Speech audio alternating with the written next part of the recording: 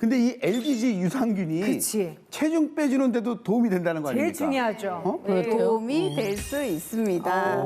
네, 이 LGG 유산균이 장내 유익균을 늘려서 장의 연동 운동을 촉진하고요. 또 장벽에 달라붙은 뭐 오염 물질이나 독소들을 착 이렇게 청소를 해준다고 생각하시면 돼요.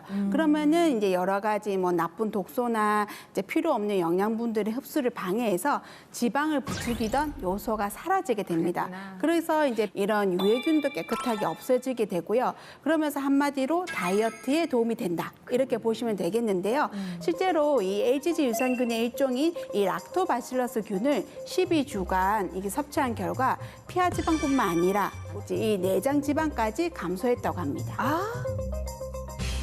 네, 제가 한 가지 좀 재미난 퀴즈를 드려볼까요? 네네. 우리가 체지방을 줄이려면요, 네. 지방 세포의 숫자를 줄여야 될까요? 아니면 지방 세포의 크기를 줄여야 될까요? 크기를 줄여야죠.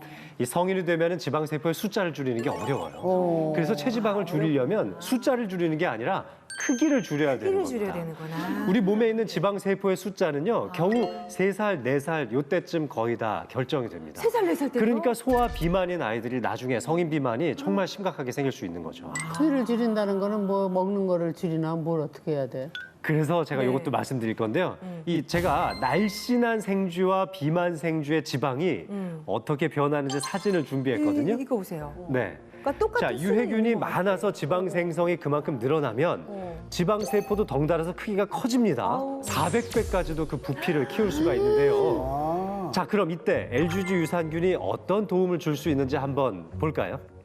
자, 바로 이 지방 세포를 지방세포. 집어넣어 보면 네. 저렇게 많. 자, 유해균이 많은 장에 지방 그치, 세포가 그치. 들어가면 엄청나게 불어나죠. 이거 저기 물수건이잖아. 맞습니다. 물수건이죠. 네. 물수건. 아주 얘를 아주 적절하게 잘 해놨어요. 네. 이렇게 유해균이 많을 때는 비만 세포도 더 커질 수 있다는 거죠. 자, 그럼 이때 LGG 유산균을 한번 섭취해 볼까요? 자, 이렇게 된 다음에 지방 세포가 들어갔을 때는 어떻게 될까요? 사라졌어. LGG 유산균을 섭취한 후에 지방 세포를 넣어 보니까 얘들은 안 먹어. 뭐야? 이거 어떻게 된 거야? 커지지 않았죠.